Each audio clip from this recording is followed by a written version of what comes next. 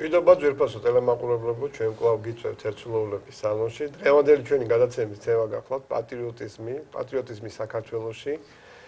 ამ ცნების არსი, ბრძოლა პატრიოტიზმის წინააღმდეგ და ის თუ რამდენად მნიშვნელოვანი და საჭიროა ყველა ქვეყნისთვის და ყველა ერისთვის ის, რასაც ჩვენ უწოდებთ პატრიოტიზმს. დღევანდელი ჩვენი სტუმრები არიან ბატონები ირაკლი ბრაჭული, ბატონი სამსონ ლეჟავა, ბატონი დავით ჩხეიძე და ქალბატონი მანანა გაბაშვილი.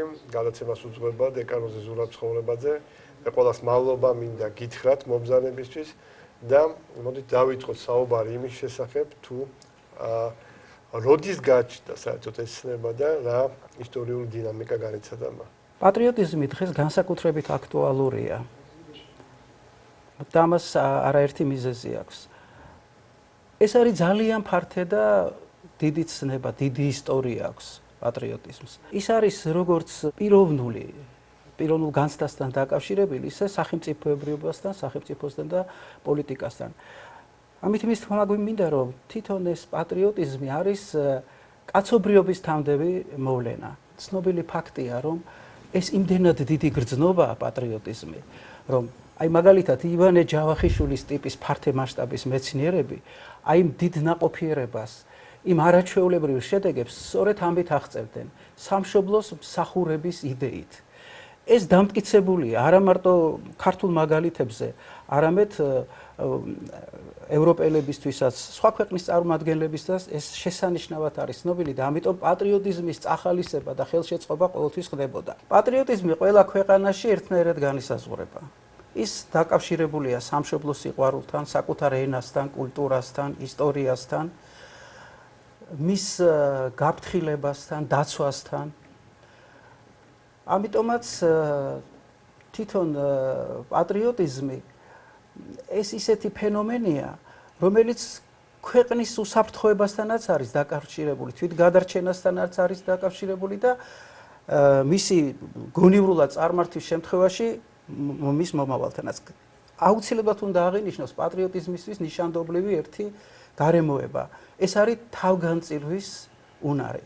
უნდა გითხრათ, რომ აი პატრიოტიზმის შესახებ საერთოდ ეს სიტყვა არის ბერძნული, სამშობლოს უკავშირდება და რასაკვირველია, დიდი ხანია რაც ყურადღების საგანია თვითონ ეს თემატიკა და უამრავი სტატია და მონოგრაფია დაწერილი დიდი პიროვნებებიც, მათ შორის ემანუელ კანტი, ლევ ტოლსტოი და სხვები ამ თემატიკაზე მუშაობდნენ და სპეციალური ნაშრომებიც აქვს.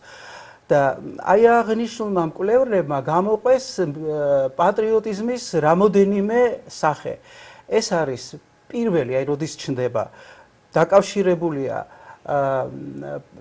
ის პოლისური პატრიოტიზმი, ეს არის ბერძნულ სახელმწიფო ქალაქ სახელმწიფოებთან დაკავშირებული, არის იმპერიული პატრიოტიზმი, რომელიც აი რომიდან მოდის, არის აგრეთვე ურაპატრიოტიზმი, არის ეთნიკური პატრიოტიზმი, ესე იგი რამოდენიმე გაგება არის პატრიოტიზმის და სხვათა შორის თვითონ დამოკიდებულებაც საუკუნეების ფორმაციებისა და სისტემების მიხედვით იცვლებოდა.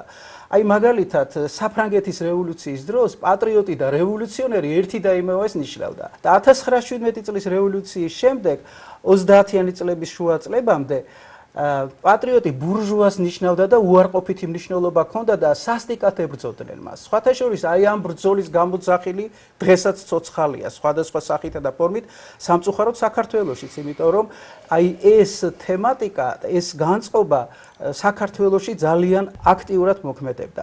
ეხლა манипуლირება პატრიოტიზმით ეს ცნობილია. მერც საინტერესო მაგალითს მოგიყვანთ, ყველა მიცის ესეთი გამოთქმა. პატრიოტიზმი ნაძირალების თავშესაფარია. ამას უკანასკნელი თავშესაფარი. ამას იცით რა არის? ძალიან ხშირად იყენებენ და თვითონ ისტორიას არყვებიან. 1775 წლის 7 აპრილს ინგლისში ჯონსონმა ლიტერატურულ კაფეში ეს სიტყვები წარმოთქვა. და როდესაც მას თავს დაესხნენ, მან იცით რა უპასუხა? მე იმ ხალხის წინააღმდეგ ვილაშქრებ ამ გამოთქმით, რომლებიც პატრიოტიზმს ეფარებიან, სახელმწიფო სტრუქტურებში უნდა შესვლა, პარლამენტში უნდა შესვლა და საკუთარი ცხოვრების მოწყობა. ესე იგი, მან დასვა საკითხი იმისა, რომ ინტერესები, სამშობლოსი გაცილებით მაღლა უნდა იდგეს, ვიდრე პიროვნული ინტერესები. სწორედ ეს აფუჭებს საქმეს. უნდა გითხრათ, რომ პატრიოტის დღეს დაწესდა ამერიკაში 11 სექტემბრის შემდეგ, რომელსაც ყოველ წელს აღნიშნავენ და მე მინდა აი ვისარგებლო შემთხვევით და დავსვა საკითხი, რომ ქართველებმაც ავანიშნოთ ასეთი დღე, დავნიშნოთ ასეთი დღე, როდესაც ჩვენ ისტორიასთან ახლოს მივართ, გავიხსენებთ ჩვენს წინაპრებს, ჩვენს გმირებს, ყველა თაობის, ყველა ეპოქის, რომლებმაც თავისი ძალისხმები და ზოგჯერ სიცოცხლის ფასადად, აი თავის გაწირვაზე როცა ლაპარაკი, საქართველოს დღემდე მოიყვანეს. ამიტომ, როდესაც ჩვენ ვლაპარაკობთ სხვადასხვა ქვეყნის პატრიოტიზმზე, საქართველოსაც აქვს თავისი პატრიოტიზმი, გამორჩეული და განსხვავებული. რატომ? აი ხა შეიძლება კითხვა გაჩნდეს, რითი არის?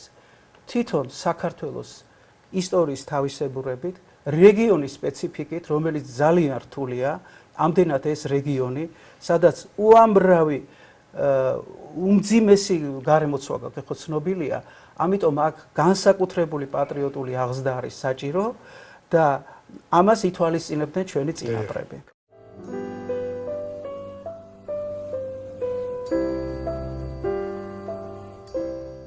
ამ საკითხზე ფიქრისას, რა თქმა უნდა, ამოტივტივდება ის ცნებები, რომლებიც დაკავშირებულია პატრიოტიზმის ცნებასთან, თუნდაც ერის ცნება. რას გულისხმობს საზოგადოებრივ ერი?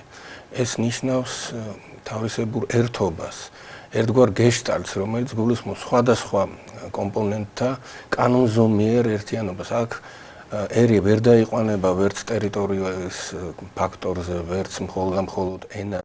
ყველა ეს ფაქტორი ძალიან მნიშვნელოვანია.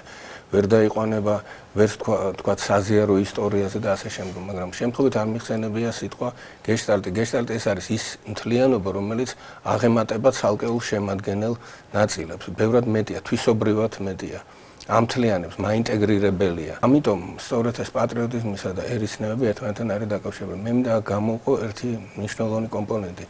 ერთან მიმართებაში არსებითია სწორედ ერთობა წარსულის, აწყოსი და მომავლის. აქ გამოდის, რომ ფაქტიურად ჩვენ გადიხარ შენი ფიზიკური არსებობის, ასე ვთქვათ, სივრციდან, მით უფრო როცა ისტორიასთან აქვს მიმართება და უკვე თუ შეიძლება ასე ითქვას, მეტაფიზიკურ სფეროს ეზიარები, ზედროულ სფეროს ეზიარები. ამიტომ წილნაყარობა, ვთქვათ, არის უფრო მეტთან, განუზომოდ უფრო მეტთან, ვიდრე არის ფიზიკური არსებობა. ეს არის სულიერი რეალობა, რომელიც ადამიანთა დიდ, ასე ვთქვათ, ერთობას აყალიბებს. და ფართო გაგებით ჩვენ სახლად შეიძლება მიიჩნიოთ საკუთარი სამშობლო, რომელიც აი ამ წუთისოფლის ბობოქარ ღრუი მდინარებაში არის ძლიერი ნავთსაყუდელი. და ის მისანდობელია, რა თქმა უნდა, მაგრამ ამავე დროს ის უნდა იყოს მუდმივად დგინებადი, ის არ უნდა იყოს სტატიკური, ის ყოველთვის, როგორც აი ტოინბი ამბობდა, გამოჩენილი ისტორიკოსი, ის უნდა იყოს აუცილებლად იმ გამოწვევების მოპასუხე, რომლებიც, რა თქმა უნდა, ისტორიის აი ამ რთულ ვითარებაში ყოველთვის იჩენს ხოლმე თავს და მით უფრო ჩვენს ისტორიასთან ეს არის დაკავშირებული. ამდენად მე ვთვლი, რომ პატრიოტიზმის ცნება და ერის ცნება თავისთავად ცხადი ერთმანეთთან მჭიდროდ არის დაკავშირებული და აი ამ სახელმწიფოს და რა თქმა უნდა სახელმწიფოებრიობის ცნებასთანაც. და როცა იდენტობაზე არის ლაპარაკი, ჩვენ ასე უნდა გავხსენოთ კულტურასთან წილნაყარობა. ჩვენთვის ეს დღეს სამწუხაროდ პრობლემად იქცა და ისიც მინდა გავხსენო და აქ დავასრულებ, რომ ცნება კულტურა და ცნება კულტი ერთმანეთთან არის დაკავშირებული. სამშობლო პატრია მამულიდან მოდის სიტყვა და არა ერთი სამშობლოს, არამედ ორი სამშობლოს კონცეფცია არსებობს იმ თავიდანვე მოყოლებული. ბიბლიაც ამას გვაუწყებს, ჩვენი სამშობლო არის 64 და გამოძევებულები ვართ. ეს მიწაზე ჩვენი ეს დედანი არ არის ჩვენი სამშობლოს. ქრისტემდე, სანამ ქრისტე დაიბადა და 400 წლით ადრე ცხოვრობდნენ პლატონი და არისტოტელე. იგივე მსგავსი კონცეფცია. ჩავერთებით და ამასთან დაკავშირებით ძალიან საინტერესოა ეს წმინდა მამის ნათქვამი, რომელიც ამბობს, რომ ამ ქვეყნიური სამშობლო, მიწიერი ჩვენი სამშობლო არის წინასახე იმ ჩვენი ზეციური სამშობლოს და ამიტომ განსაკუთრებით უნდა გვიყვარდეს ეს სამშობლო და ვემსახურებოდეთ მას და თავის კი დავდოთ მისთვის. იგულისხმება ამ ქვეყნების ბიბლიის ინტერპრეტაცია, ბიბლიური გამოცხადების ინტერპრეტაცია.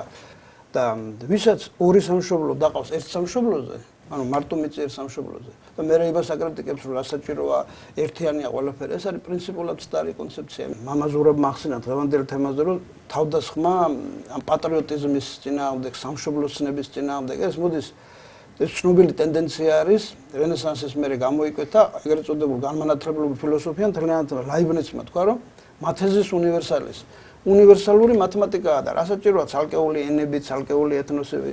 ორჯერ 4-ია თათარისთვის, მონღოლისთვის, ფრანგისთვის. ამიტომ ეს ყველაფერი უნდა წაიშალოს. ეს არის პრინციპულად სწორი კონცეფცია, რომელმაც კაცობრიობა რამის კატასტროფის პირამდე მიიყვანა. ამ ტენდენციის უკიდურესი და ზოგჯერ კარიკატურული გამოვლენა ჩვენში საქართველოში, როდესაც ალამდარებია ამ ტენდენციის, დაგვიანებული ტენდენციის, რა თქმა უნდა, ეს უკვე დასავლეთში გაცნობიერებულია ამის მავნე შედეგები ცალსახად.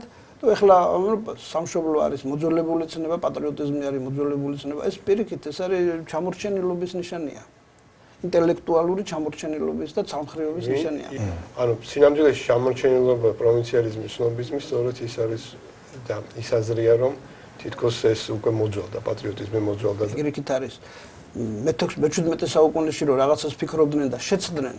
დღეს ახლა იმას ამბობს, რომელიც უკვე გაცნობიერების დამღუპველია, დაღუპვისკენ მიმეყავს კაცობრიობა და ახლა იგივე და პირიქით ცდილობენ რომ დაბრუნდნენ უკან, სადაც აცდა კაცობრიობა აი ამ ხაზს და რომ წავიდნენ სწორი გზით და შენ პირიქით აკეთებ ახლა. ეს არის რაღაც ვთქვათ იგივე აი გერმანულ ფილოსოფიაში ეს ერთობის განცდიდან მოდის. ესე იგი რა გვაქვს ჩვენ საერთო, ეს არის რაღაცა ერთობლივი პიროვნულობა. ადამიანს ხომ გააჩნია პიროვნება, ეს ეროვნული პიროვნულობის მახასიათებელია. ისევე როგორც ინდივიდს პიროვნებას ერთსაც აქვს გარკვეული მახასიათებლები, რომლებიც მერე ვლინდება მის ყოველდღიურ ცხოვრებაში. ხა რა ვიღოთ თქვათ განყენებულად რო არ თქვათ და ვთქვათ საქართველოს შემთხვევაში ჩვენ როგორც ასე ვთქვათ სირერიცხოვან ერს რომელმაც სულ რამდენიმე წელიწადია აღედგინა საკუთარი დამოუკიდებლობა და დამოუკიდებლობა პირველ რიგში ნიშნავს რომ კონდეს შესაძლებლობა განხორციელდე. განხორციელება არ ნიშნავს განხორციელება არ არის მხოლოდ არსებობა. განხორციელება ეს არის შემოქმედების ურთულესი პროცესი, რომელიც ამავე დროს გადაკვეთილი არის საკუთარი არსებობის შენარჩუნებასთან. ასე უტრირებულად რო ვთქვათ, გადარჩენასთან, ყოველდღიურ გადარჩენასთან. და როგორც პატარა ერს ზუსტად საკუთარი შესაძლებლობების რეალიზაციის არაჩვეულებრივი პირობები უნდა შექმნას დამოუკიდებლობა. აი რეალიზაციაზე არის საკლაპარაკი და როგორც ერის პოტენციის გამომჟღავნება. ეს ნიშნავს პირველ რიგში დამოუკიდებლობა. კი, ეს არის დამოუკიდებლობა. ამიტომ როგორც პატარა ერს აქვს ორი უზარმაზარი საფრთხე დღეს ჩვენ წინაშე პირდაპირ რო ვთქვათ. ერთი ეს არის ვერ რეალიზირება, ასე ვთქვათ, ვერ განხორციელება და დარჩენა უბრალოდ ეთნოგრაფიულ ერად, რომელსაც აქვს ცალკეული ეთნოსის განმასხვავებელი მახასიათებლები, ვთქვათ, სხვანაირად იცნობს. გამრთობის ფუნქციამდე არ უნდა დავიყვანოთ, ხო? ხო, არა, მარტო გამრთობაზე არ არის, ასე ვთქვათ, ეთნოგრაფია, რომელიც რეალობაში ვერ ხორციელდება. ეს კომპლექსი აქვს ერს. მეორე კომპლექსი არის, რადგანაც ეს კომპლექსი არსებობს, მეორე უკიდურესობა, რომ არის საფრთხე ამავე დროს, რომ ჩვენ გავზავდეთ უბრალოდ. ჩვენ ვართ იმხელა ეთნოკულტურული ერების გარემოცვაში, ეს იქნება ირანი, ეს იქნება თურქულენოვანი გარემო, ეს იქნება სლავური გარემო. გარშემო არის იმოდენა სივრცე, რომ ჩვენ უბრალოდ გვაქვს გაზავების ძალიან დიდი საფრთხე. ეს ორი საფრთხეა. ერთი საფრთხე არის სრულიად გაქრობის და გაზავების, როგორც ეროვნული ერთეული, ასე ვთქვათ, განმასხვავებელი კულტურის, ენის, ამბანის, რწმენის მატარებელი და ამავე დროს მეორე არის, რომ ამაში ჩავიკეტოთ და სრულიად ვერ განხორციელდეთ. როგორც ცოცხალ ორგანიზმს, ამიტომ ჭირდება რეალიზაცია. ამასვე არის მიბმული პატრიოტიზმის სწორი და არასწორი გაგება. ესეც ერთგვარი ფორმაა საკუთარი საგაზრდილოს, სამშობლოს სიყვარულის, საკუთარი ადგილმდებარეობის სიყვარულის, მაგრამ არის უფრო მაღალი, თქვათ, სახელმწიფოებრივი თვითშეგნება, ეროვნული თვითშეგნება, რომელიც ისევე იზრდება, როგორც სახელმწიფო იზრდება. დღეს ჩვენ ეს სახელმწიფოებრივი თვითშეგნება რამდენიმე ათწლეულის გვაქვს მიუხედავად იმისა, რომ 3000 წლოვანი სახელმწიფოებრიობის მატარებელი ხალხი ვართ ფაქტიურად. ამას ზრდა ჭირდება სახელმწიფოებრივი თვითშეგნებას და სახელმწიფოებრივი თვითშეგნება ამ შემთხვევაში არის გააზრება აი ამ საფრთხეების, გააზრება ამ პროცესების სახელმწიფო პოლიტიკაზეა უკვე ლაპარაკი. ხო, არა, და აი გავაგრძელებ მაშინ ბატონი დავითის აზრს, რომ რაზეც ჩვენ ლაპარაკობ, ამაზე ჩვენი წინაპრებიც ფიქრობდნენ, რა იმათ არ ქონდათ ეს ცუდი გარემოცვა და მე როგორი. აქ საქმე ის არის, რომ ქართული პატრიოტიზმი მათ მიერ განიხილებოდა როგორც საშინაო, ისე საგარეო მოვლენების ჭრილში, დიდი ქვეყნების კონტექსტშიც. და უნდა გითხრათ, რომ ამის არაჩვეულებრივი მაგალითია ქართლის ცხოვრება, რომელიც თავიდან ბოლომდე პატრიოტიზმზე დგას. და უამრავი მაგალითებია მოცემული იმისა, თუ როგორ ხდებოდა პატრიოტული აღზრდა, როგორ მიეწოდებოდა ერს გმირებისა და პატრიოტების მაგალითები. სხვათა შორის, იცით, აი, როდესაც თვითონ ამ თემაზე ვლაპარაკობ და ქართულ პატრიოტიზმზე, უნდა გამოვყოთ ორი პერიოდი. 1800 პირველ წლამდე და 1801 წლის შემდეგ დამოუკიდებლობის დაკარგვის შემდეგ და ძალიან ბევრი თემა და საკითხი და რაც ჩვენ გვაწუხებს თავის ადგილას დადგება. თუ რა ხდება 1801 წლის შემდეგ, როდესაც რუსეთის იმპერია შემოდის და ზუსტად პატრიოტიზმის გზნობის დაჩლუნგებას ცდილობს იმისათვის, რომ თავისი ინტერესები ძალიან კარგად გაატაროს. და ეს ყველა მიცის, ყველა გარეშე ძალა. სხვათა შორის, იმდენად ძლიერია ქართული აღზრდა და ეროვნული ცნობიერება, სიამაყე ეროვნული და საკუთარი სამშობლოს განცდა, ეს არაჩვეულებრივი მაგალითს მოვიყვან. როდესაც 1810 წელს რუსეთის იმპერიამ გადაწყვიტა ქართველებს შორის მოეძებნა მკვლელი, რომელიც მოკლავდა მეფე სოლომონ მეორეს, ვერც ფულით, ვერც ვერანაირი ჯილდოთი მათ ასეთი ქართველი ვერ მოძებნეს. და გავა დრო და ზუსტად ასეთი ზეწოლით, ასეთი ტექსტებით, ქართველების ლანძღვით, შეურაცხყოფით, პატრიოტიზმის დამცირებით მიაღწიეს იმას, რომ ქართველებს შორის არათუ მკვლელები, არამედ საუკეთესო ადამიანების მკვლელები მოძებნეს, როგორიც იყო ილია, როგორიც იყო მე-20 საუკუნის ბოლოს ზვიად გამსახურდია, რადგანაც ერთი და იგივე პრობლემების წინაშე იდგა ქვეყანა.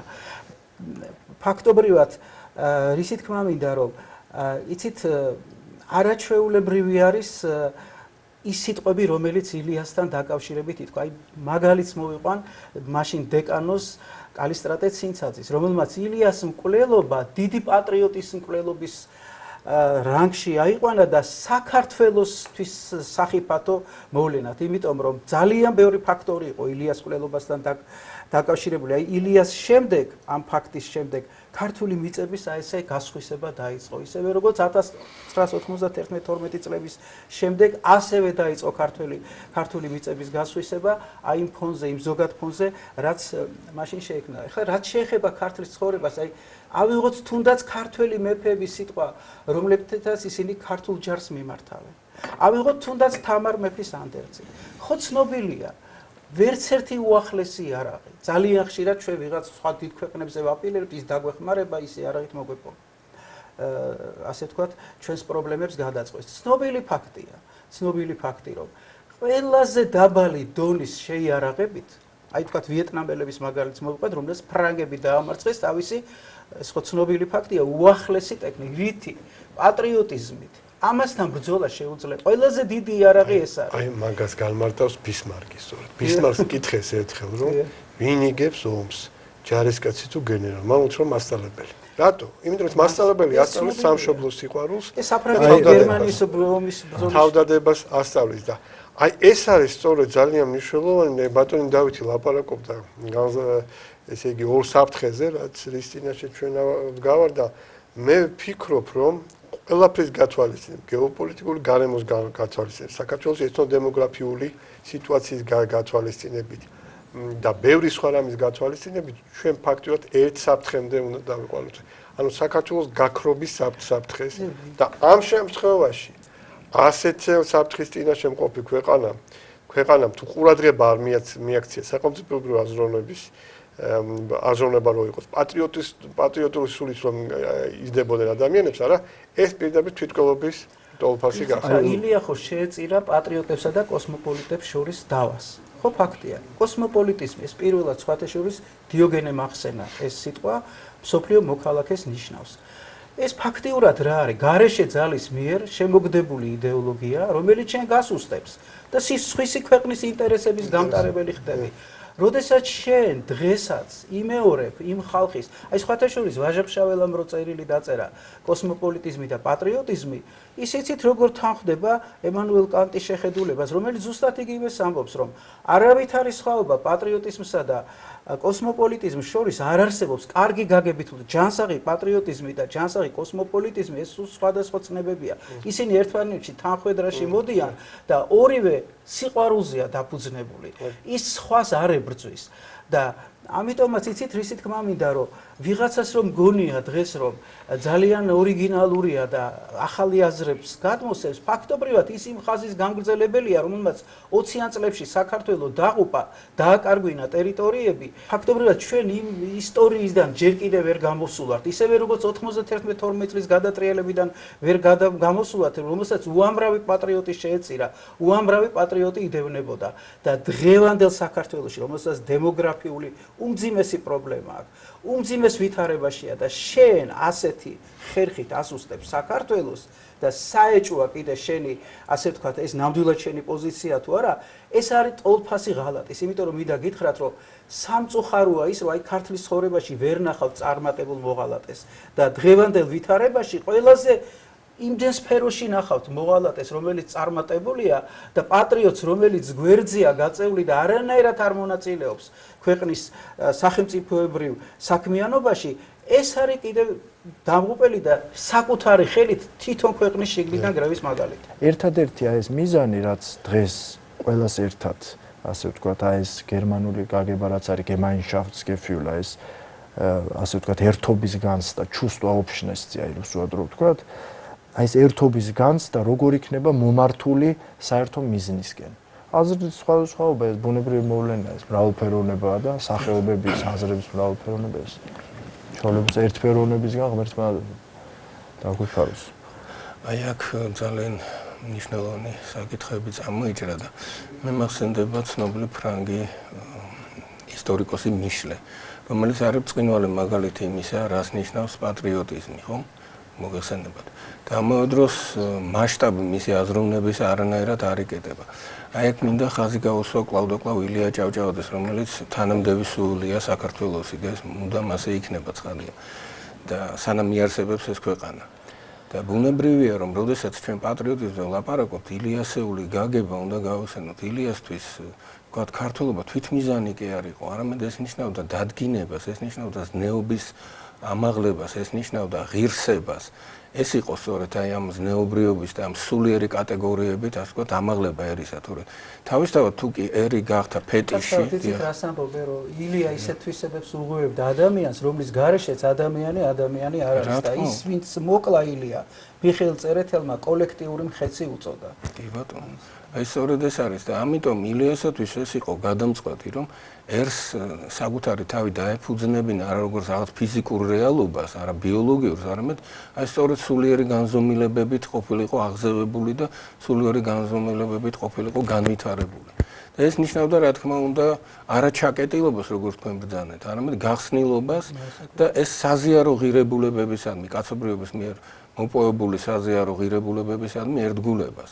ოღონდ შეფერილს ეროვნული თვისობრიობით. ბატონო სამსონ აი 60-იანელები ილიას მეთაურობით ისე იყვნენ ევროპაზე გასულები, როგორც ჩვენ დღეს არა ვართ გასულები. რა თქმა უნდა. მის საუკეთესო, ყველაზე პროგრესულ ნაწილთან ჰქონდა დიდი კონტაქტები და ურთიერთ ძალიან მაღალი კატეგორიის ევროპელებთან. ეს დიდი რეფორმატორი იყო, რომელიც მიწას ბანკს და თვითონაც როგორი დიდი ევროპული კულტურისა და აღზრდის მატარებლები იყვნენ. საოცარი ამ დიდი ქართული ზრდილობითა და საკუთარი ქვეყნისადმი და საერთოდ გარემოსადმი დამოკიდებული.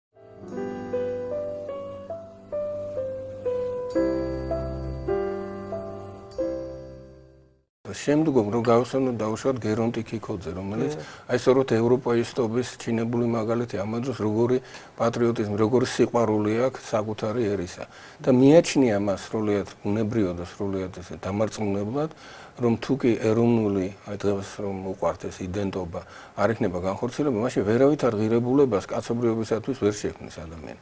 და სწორედ ერების არსებობა ეს ანიჭებს აი მოზაიკურობას, მრავალფეროვნებას, სიცოცხლეს მთელ კაცობრიობას, თორე თუ კი იქნება ყველაფერი ნაცრისფერი და ყველაფერი გაბრტყელებული და ერთგანზომილებიანი, მაშინ აღარც კაცობრიობა იარსებობს, აღარც ერი იარსებობს და არაფერი ღირებული არ იქნება. და აი ბატონმა ირაკლიმ რო ბრძანა რომ პირველი სამშობლო ეს არის ორიენტირი რა თქმა უნდა იმავე ილიასათვის, იმავე გერონტი ქიქოძისათვის, იმავე ნიკო ჭავჭავაძისათვის, რომელიც აი ბოლო ხანს მოღვაწეობდა და ბევრი სხვა მოაზროვნისათვის. და ამიტომ ალბათ ამ ადამიანებს უნდა დავუგდოთ, ყურე, ამაზე უნდა ვიფიქროთ ჩვენ მუდამ. იცით რა არის ბატონო სამსონ, რაზე ჩვენ ვლაპარაკობთ და მსჯელობთ, ამაზე ჩვენი წინაპრებიც მსჯელობდნენ, მათ შორის 60-იანელები და კიდევ უფრო ადრე. აქ ერთ რამე მინდა ვთქვა, რომ აი ძველი ბერძნებისთვის პატრიოტიზმი და ზნეობა ერთი და იგივე ცნება იყო.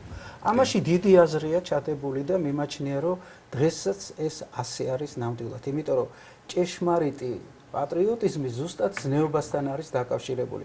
და მინდა ისეთი საკითხი დავსვა, როგორიც არის დღეს გლობალიზაცია, რომელიც პირდაპირ კავშირშია ჩვენს პატრიოტულ განწყობასთან, როგორც თავდაცვის ერთ-ერთ საშუალებასთან. მე ძალიან ხშირად ევროპით აპელირებენ დემაგოგიურად სამწუხაროდ.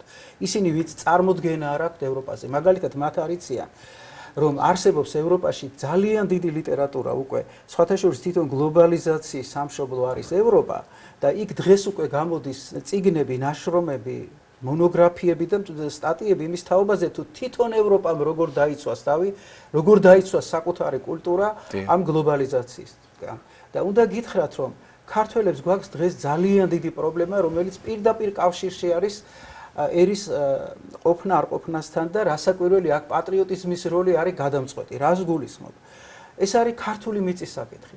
ჭეშმარიტი პატრიოტი მას იცავს, ის მისი გუშაგია და ის ვინც გარედან კარნახით, იმიტომ რომ ყოველთვის გარეშე ძალები იყვნენ დაინტერესებული ქართველებისთვის, რომ მიწა გამოეცალათ და სხვათა შორის ამაზე ბევრი წერს და არაჩვეულებრივად წერს რევაზ გაბაშვილი, ეკატერინე გაბაშვილის ვაჟშვილი, რომელიც იყო პოლიტიკოსი თავისი დროის ერთ-ერთი ძალიან დიდი მოაზროვნე, ჩემი თვალსაზრისით, სწორედ ის ამბობს, რომ მიწის გამოცვლა სახელმწიფოებრიობის გამოცვლას ნიშნავს და ნახეთ როგორ ფონზე მიმდინარეობდა, რასაც წერს ის, როდესაც მამულის შვილობა მასხარა დასაგდებია მისი სიტყვებით და როდესაც ეს პატრიოტიზმი და მამულის შვილობა დემოკრატიის საწინააღმდეგო ბოროტებად არის მიჩნეული. ნახეთ როგორი თანამედროვეა, დღესაც ხო იგივე ძალები არიან, დღესაც ხო იგივე გრძელდება, ის ორი ხაზი გრძელდება. ერთი, რომელიც თავს წირავს თავის სამშობლოს ინტერესებს და ყოველმხრივ შევიწროებულია, მეორე, რომელიც ყოველმხრივ გალაღებულია ამ პოზიციის გამო. აი თქვენ თქვით რევაზ გაბაშვილის აქტუალური სიტყვები ახსენეთ და მე მინდა მოვიტანო არჩილ ჯორჯაძის სიტყვები, რომელსაც როცა იკითხავთ, ნამდვილად იფიქრებოდ დღეს არის დაწერილი. აი რაც წეს იგი. თუ თქვენ იმდენად გულუბრყვილო ბრძანდებით, რომ ქართველობა არ გეთაკილებათ, არ გეზიზღებათ, იცოდეთ შავრაზმელთა ჯგუფში უნდა ჩაირიცხოთ, ნაციონალისტის სამარცხვინო სახელი უნდა ატაროთ და წვდიადი და ბნელეთია მაშინ თქვენი ხვედრი და თუ გამოხვედით მოედანზე და შეძახეთ გულში ხელი ჩატყვევით ამხალაგებო წარსული მძულს და აწყო მეზიზღებაო თქო, იცოდეთ რომ თქვენი მომავალი უზრუნველყოფილია. შარავანდეთი შეიმკობა თქვენი კოსმოპოლიტური გვამი და ქუჩაში გავლისას თქვენზე თითით მიანიშნები და იტყვიან აი ჩვენი მხსნელი თავისუფლების მოციქული და შავრაზმელ ნაციონალისტთა ამომგდებიო. ციტატა დასრულდა.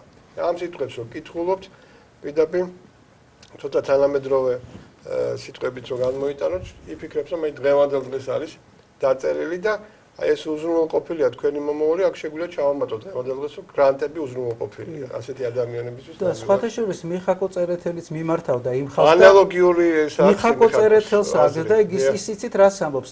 იმიტომ რომ ჩვენი არსებობის საფუძველთა საფუძველი ყოველთვის მიწა იყო. საქართველოს ისტორია ეს არის მიწისთვის ბრძოლა. და როდესაც შენ გარედან ეპატიჟები და ეს მიხაკო წერეთელი 20-იან წლებზე ამბობს, აი როგორც რევაზ გაბაშვილი რომ მობრძანდით, დასახლდით, აქ ჩვენ უცხოელების წინააღმდეგი კი არა ვართ. აქ იმ ბალანსის წინააღმდეგია, რომელიც შენ იმ უცირესობაში აღმოგაჩენს და მერე გაგაკრობს. ყველა ერთს აქვს ეს და ყველას აქვს დამცავი მექანიზმები. რაც მოხდა კიდევა ჭიდაკაცში, ეს თუ გაგრძელდაო მიხაკო წერეთელი ამბობს. თუ შენ ამ პროცესებს დაუპირისპირდები, შენ გადარჩები. თუ არა და ქართველ ერს სიკვდილი ემუქრებაო. აი ეს არის დღეს ის რის წინაშეც ჩვენ დგევართ და იცით მე რა მიკვირს რომ როგორ შეიძლება ეს არაჩვეულებრივი საოცარი ქვეყანა არ გიყვარდეს? ასეთი დიდი კულტურით, ასეთი დიდი წარსულით, ასეთი საოცარი პიროვნებებით, მაგრამ მე იცით რისი ეჭვი მაქვს ძალიან ხშირად. რომ ამათ წარმოდგენა არ აქვს, არც უნახავთ თავისი სამშობლო, ეს მისი მთავარი არ უვლიათ, ფეხით არ შემოუვლიათ ეს ქვეყანა. აქ მარტო ფიზიკურ დაუნახაობაზე არ ელაპარაკი. აქ ის არის, რომ სამწუხაროდ ჩვენი ხალხის, ჩვენი საზოგადოების საკმაო ნაწილი, რომელთაგან ზოგიერთს რაღაც საზოგადოებაზე გავლენის ბერკეტიც აქვს, მათ საერთოდ არ იციან საქართველოს. არ იციან მაგაში. არ იციან მისი ისტორია, არ იციან მისი კულტურა, არ იციან ერის ფსიქოლოგია და ბუნებრივია ისინი ვერ იქნებიან იმ ხალხის ნების გამომხატველი, იმ ხალხის პრობლემების გადამჭრელი გულშემატკივარი, რაც არ იციან და ვისაც არ იციან. ერთი შენიშვნა მინდა გავაკეთო. თვითონ ამ გლობალიზაციას, როდესაც ვეხებით და ამ თანამედროვე, ვთქვათ, ასე ვთქვათ, საფრთხეებს. გლობალიზაცია ეს არა მარტო ვინმეს ძალისხმევის შედეგად მიმდინარე პროცესი, ეს თვითონ ტელეკომუნიკაციების, კომუნიკაციების შედეგად ახალი მოცემულობაა.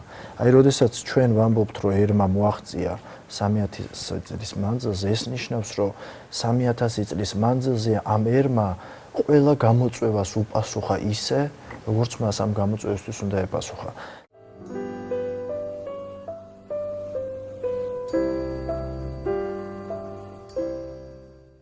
თვითონ ამ უცხოელებმა საერთაშორისო ტერმინი შექმნეს, რომელსაც ქვია გრუზინიზაცია. ახალი ტერმინია. ერთ-ერთმა ირანისტმა კონფერენციაზე წაიკითხა და რას ნიშნავს.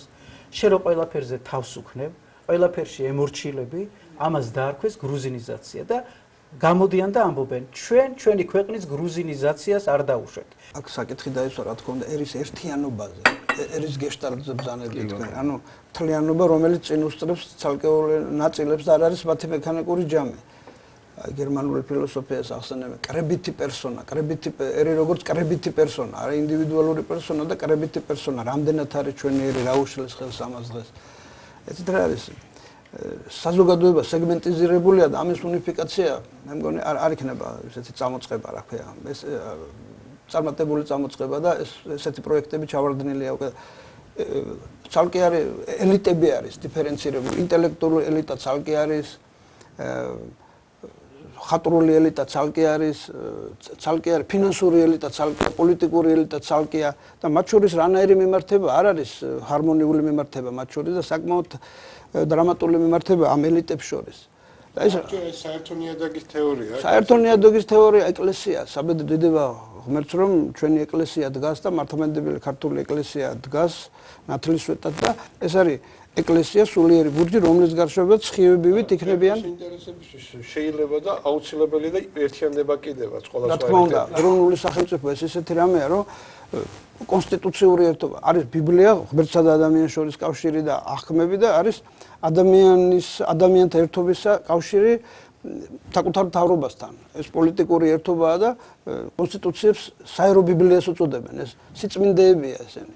ხო და აი ეს რა თქმა უნდა ეს უნდა ამუშავდეს ეს ჩვენში ეს შეგნება რომ ჩვენი კონსტიტუცია, ჩვენი სახელმწიფოებრების საფუძველი ეს იგივე საკრალური ელემენტია და იმ ზეციურ საკრალურობის საწყისებია. პატრიოტიზმი ეს არის გაგება ერთ-ერთ იმისა თითოეულ ადამიანში რომ ეს ქვეყანა ამ ქვეყანაზე პასუხისმგებელი პირადად ისიც არის. ზუსტად. ვის გადავცემთ ჩვენ ქვეყანას, ამაზეც ხო უნდა ვილაპარაკოთ. ახალგაზრდებს ხო და რამდენად არის ამ ახალგაზრდებში ის პატრიოტიზმის გრძნობა იმ დონეზე რომ ან ეს ქვეყანა გადაიბაროს. ეს ძალიან დიდი პრობლემა. აქ არის იცით რა პრობლემა? ეს არის ოჯახის, სკოლის, უმაღლესის და რას საკვირველია თავში არის სახელმწიფო. ამიტომ მიმაჩნია რომ აი ეს თემა ცალკე ის არის უნდა მიუძღვნათ, იმიტომ რომ იცით ისეთნაირად გააუბრალო ეს, ყურადღება მოუდონეს და დაუცველი დატოვეს საქართველოს ასეთი პოლიტიკით. მასხარათა და ესე აბუჩად და როგორც ჩამორჩენილობით მიწოდებით ამ პატრიოტიზმის ქვეყანა დღეს არის დაუცველი. და ახალგაზრდობა გარიყული ამ საერთო პროცესებიდან. სადაც თვითონვე ბუმერანგივით დაუბრუნდება ეს ყველაფერი. ახალგაზრდობის ნაწილი სწორედ იმ პრობლემის წინაშე დგას, რომ მან არ იცის საიდან მოდის, ვის წარმოადგენს, რა ქვეყანაში ცხოვრობს, რატო უნდა მოუაროს და რატო უნდა უპატრონოს ამ ქვეყანას. ვიღაცამ ხო უნდა უთხრას, ეს არ ეკნება მას ეს განცდა ამის გააზრება, რა თქმა უნდა, დაღუპულია. ბუმერანგივით მოუბრუნდება, ანუ მას უბრალოდ არ დარჩება ქვეყანა. ანუ მას მიადგება მტერი მაშინ, რომელიც იქნება კარგად ორგანიზებული, მიზანდასახული, რომელთანაც პატრიოტიზმი მაღალ დონეზეა. აი ჩვენს მეზობლებში ეს პატრიოტიზმი ძალიან მე მახსენდება ისე რევაზ გაბაშვილის მოგონებები. იქ სწორედ ის აღშფოთები წერს და იმის თაობაზე, რომ კარგად არ ქონდათ ამ სოციალ-დემოკრატიულ მარქსისტულ თავრობას გააზრებული ქვეყნის დაცვის აუცილებლობა.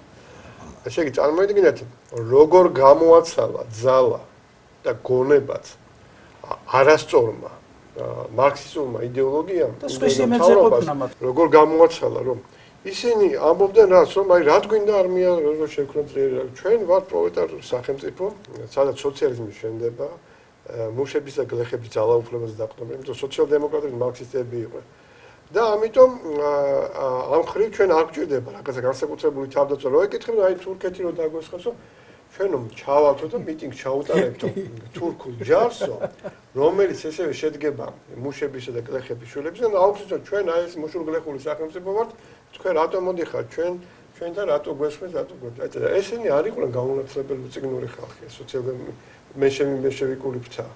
სადამდე მივიდა მათი უაზრობა, სწორედ აი ამ არასწორი იდეოლოგიის გამო. ანუ აი ეს არასწორი იდეოლოგია და მცდარი იდეოლოგია პირდაპირ ზოგჯერ აჩლუნგებს ადამიანს.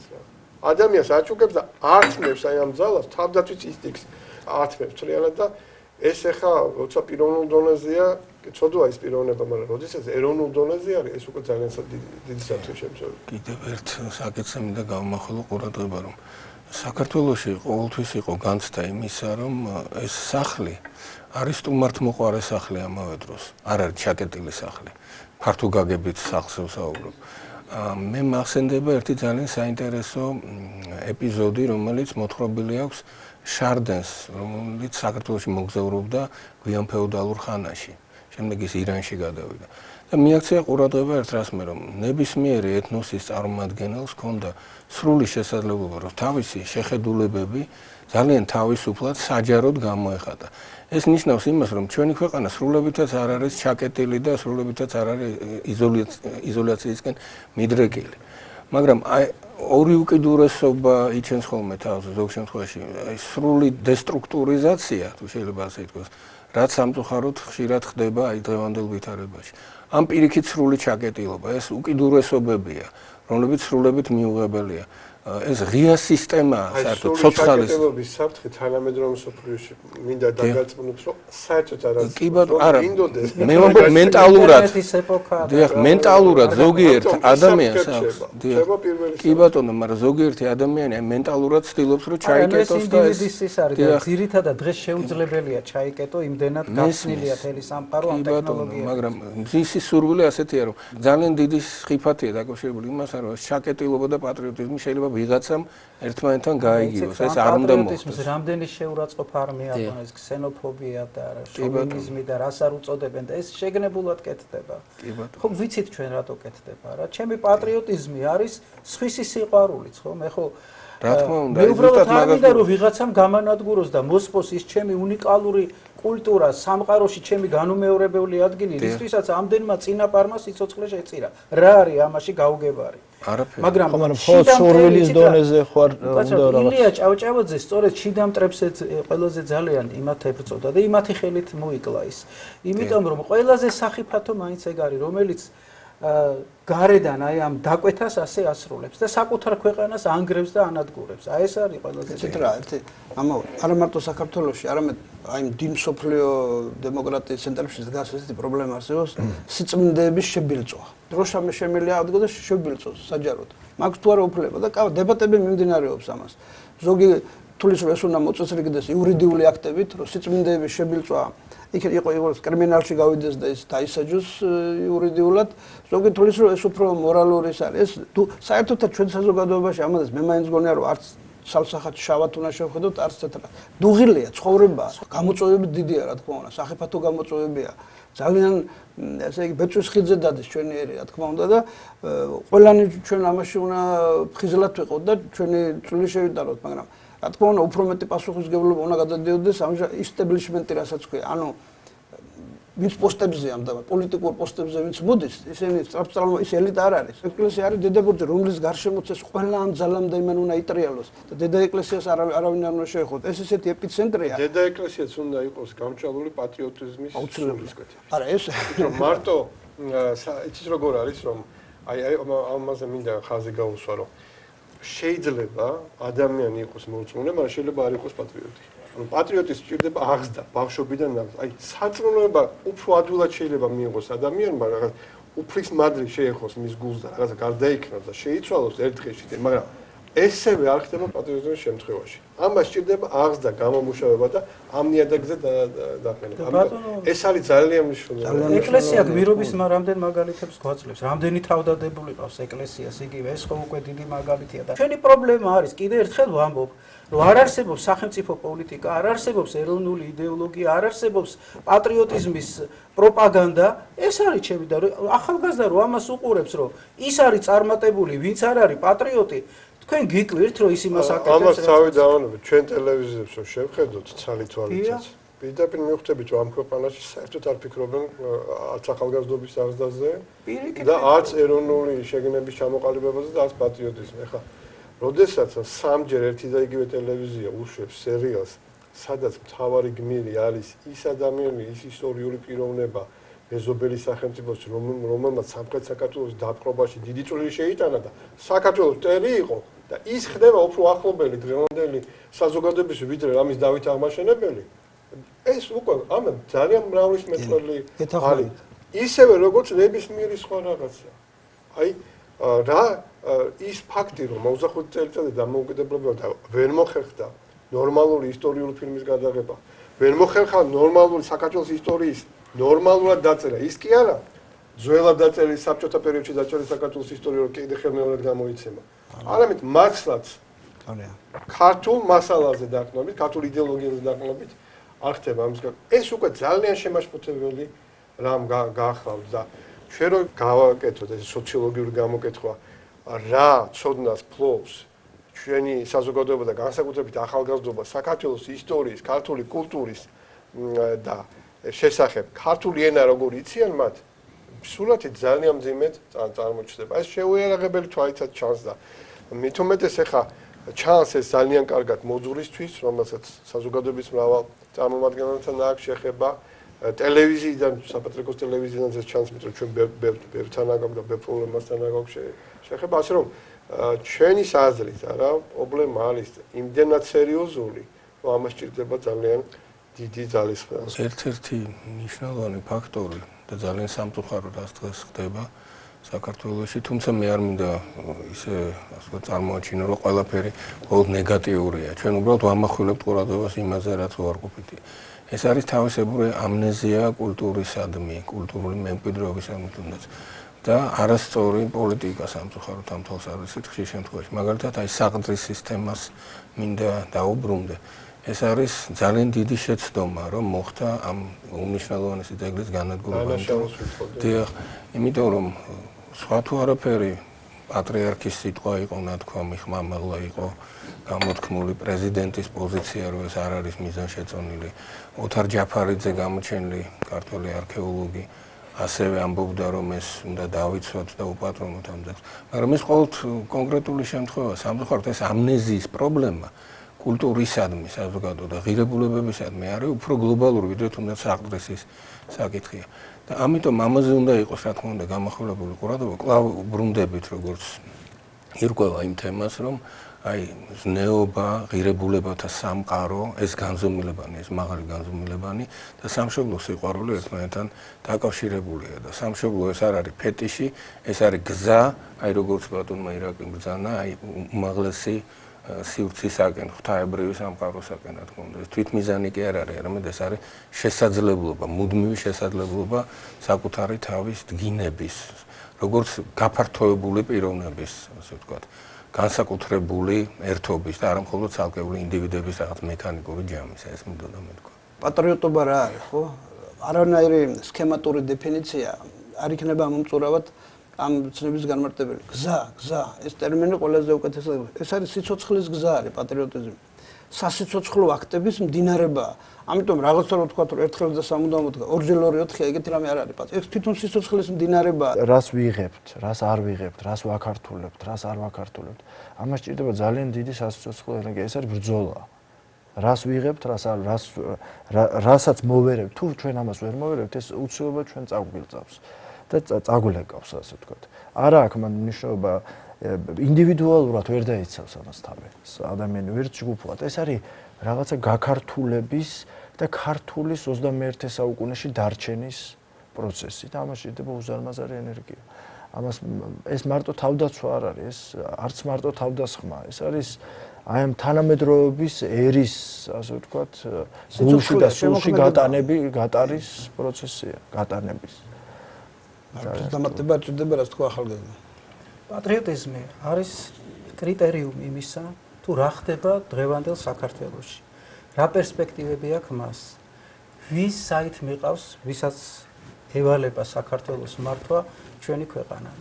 და მერწმუნეთ, როგორც ისტორიკოსი ვამბობ, რომ აუცილებლად მომავალი თაობები ამ ეპოქას და შეიძლება ჩვენ გადაცემასაც განიხილავენ, გაანალიზებენ და სათანადო დასკვნებს გამოიტანენ.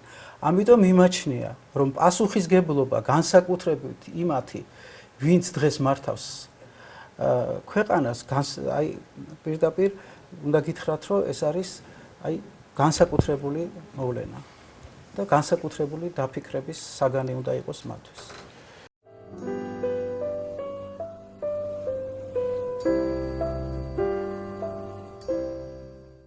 ჩემის ღმერთმენით პატრიოტიზმის გარეშე, პატრიოტული შეგნების გარეშე, პატრიოტიზმის ახალგაზრდობაში გაღვივების გარეშე უბრალოდ საქართველოს არ აქვს მომავალი. ეს არის ერთადერთი გზა, ეს არის ალტერნატიული გზა. ამიტომ თუ კი საერთოდ აპირებს საქართველოს და ჩვენიერი აპირებს ისტორიულ ასპარეზზე გზის გაგრძელებას, მაშინ იგი უნდა დაუფიქრდეს ამ საკითხს, არა მარტო უნდა დაუფიქრდეს, არამედ ქმედითი ნაბიჯებიც გადადგას ამ მიმართულებით. და ჩვენი გადაცემის ბოლოს არ შეიძლება არ გავიხსენოთ რამოდენიმე ციტატა ჩვენი მამულიშვილებისა. პირველი მათგანი გახლავთ ანტონ პირველი საქართველოს კათოლიკოს პატრიარქი, რომელიც ამბობს შემდეგს: მოვიცალე ყოველთა კეთილთაგან და არა მოვიცალე საქართველოს მსახურებისგან. ანალოგიურია მღვდელმოწამე კირიონ საძაგლიშვილის, ასევე საქართველოს კათოლიკოს პატრიარქის სიტყვები: ყველაფერი მობეზდება მამულიშვილს მამულიშვილობის გარდა. ანუ მართლაც ვისაც ჭეშმარიტად საქართველოსის უძგერს გულია, ის არ დაიღლება და ვერ დაიღლება საქართველოს მსახურებით და არ მობეზდება მას ასეთი საქმე. რაც შეეხება მესამე ციტატას, რომლის ავტორი გახლავთ მიხეილ ჯავახიშვილი, ეს ციტატა ალბათ ამის გახსენება კარგი იქნება ჩვენთვის გასამხნევებლად იმ ადამიანებისთვის, რომლებიც ფიქრობ საქართველოს მომავალზე, რომელსაც გვინდა საქართველოს გადარჩენა, გაძლიერება და ალბათ ლახვარი იმათვის, ვისაც საქართველოს მომავალი არ წარმოუდგენიათ. აი რას ამბობს მიხეილ ჯავახიშვილი. ხალხთა უძლევლად ჭიდილში ქართულ რასას ებრაელთა უკვდავება და ჭიანჭველი ძალა აღმოაჩნდა. ვინც ჩვენი შეჭმა დააპირა, ჩვენი შხამით მოიწამლა. აი ამ სიტყვებით მინდა დავასრულო ჩვენი გადაცემა, გემშვიდობებით, კარგად ბრძანდებოდეთ მომავალ შეხვედრამდე.